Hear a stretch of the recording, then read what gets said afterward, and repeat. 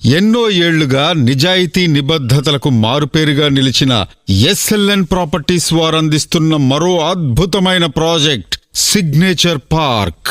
సొంతింటి కలను సాకారం చేసేందుకు వచ్చేసింది ఎస్ఎల్ఎన్ వారి సిగ్నేచర్ పార్క్.